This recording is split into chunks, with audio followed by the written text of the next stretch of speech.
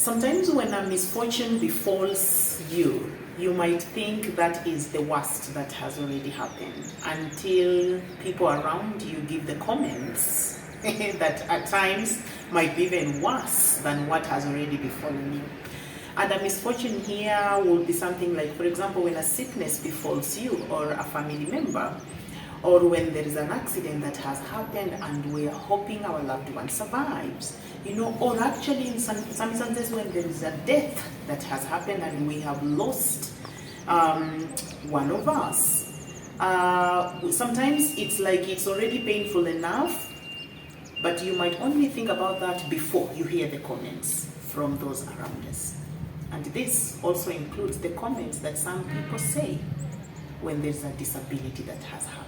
Hello everybody, and welcome to Naomi's All Inclusive World, where today I'm looking at what to say and not to say to someone who has been befallen by a disability, or to someone whose family member has been befallen by a disability. Now again, my big thanks to Lubiri Spa, who have given us this venue or this space to do the shoot. Lubiri Spa is found in Embakasi, just adjacent to the Embakasi police station on Wanandege Plaza. And walking for your body spa, for your barber services, and for your nail spa, and so on. And just for the services that you might need to actually make yourself feel good, and so on. So, asante sana Lubiri. Now, quickly back to the subject.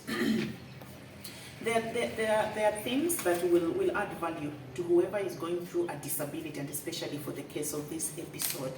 And there are others that really are better off if you won't speak them, because they will not only actually not bring value with them, but they will even cause more hurt.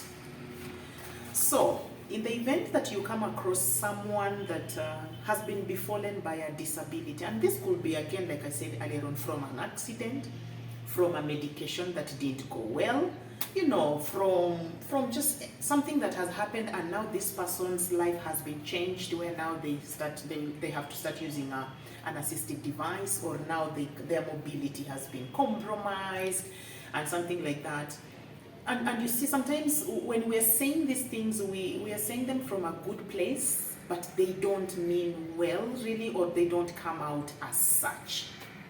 And among the very common words or statements that we usually are very quick to say when someone either has lost someone, or now in this case someone has gotten a disability, are statements such as, everything happens for a reason.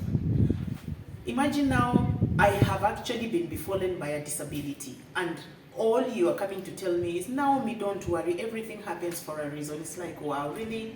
So avoid such statements as, everything happens for a reason. Oh, I know how you feel. No, you don't. Because you are not on the wheelchair. You are not the one who is having to use a hearing aid, or you're not the one who is now having to be helped to move around, and so on. So please don't tell me you know how it feels, because you do not. Some of the another annoying statement that is very common here is something like, oh, you're so strong. No, I'm not. Yeah, like this disability has not befallen me because I'm very strong. It doesn't befall the strongest, because if it does, all of us then will want to be weak. So when you come and you think you're being nice and you go like, oh, so sorry for what befell you, you are so strong. Go away. I'm not strong, and please just don't say that. So again, it's not kind when you say that, so stop saying that if you've already said that, or if you're planning to say that, or in case you come across anyone suffering or now having to deal with a disability, don't say this to them. They're not strong, they're just human. And lastly, another sentence that is fairly common, that is really annoying, much as it comes from a good place, I guess, is, God never gives one more than what they can handle.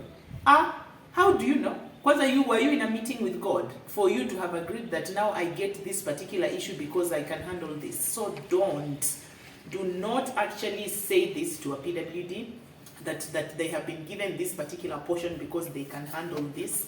No. Every human being is just a human being. They have their ability of what they can handle and what they cannot. And trust me, Every human being has their breaking point, and one of the things that really break us is when disabilities come our way. So it will help if you avoid saying such statements as, God never gives us more than what we can handle, and so on.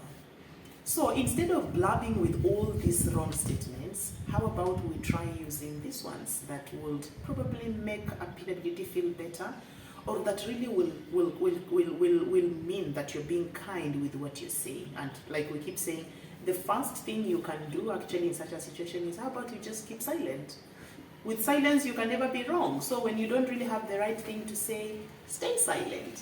It's much better than you having to say the wrong thing. Some of the other good things you can say instead will be something like, I'm just so sorry for this. Because this person's life has been lost to a very good percentage, whether it's their ability to walk, whether it's their ability to do some things on their own, they have lost that bit of their life. So again, it's loss in a certain way. So if you stick to a statement such as, I'm so sorry for this, then that won't hurt anyone. Another one is something like, I can't imagine what you are going through. So yes, I'm sorry, I cannot imagine what you are going through is kind enough. And lastly, another sentence you might want to say that will make you stay safe and not come across as offensive when you really don't mean to be offensive, is just be there. Like I said, just be there. You don't have to really say anything or say much. Just be there. And if there is any need for a certain thing or a certain item to be brought, then you be quick to be the one bringing it, but just be there. Just give your presence there in the event. And again, this is very much needed, especially at the infant stages of that disability. Say for example, this person has just been told that now you will have to lose your legs from this accident or from this medication that went wrong and so on, and you see this person had feet or legs 2 days ago and now they don't have. It's like sometimes just be there. They are also trying to make meaning of just their new version of themselves, of say for example having now no legs or having no hands and so on.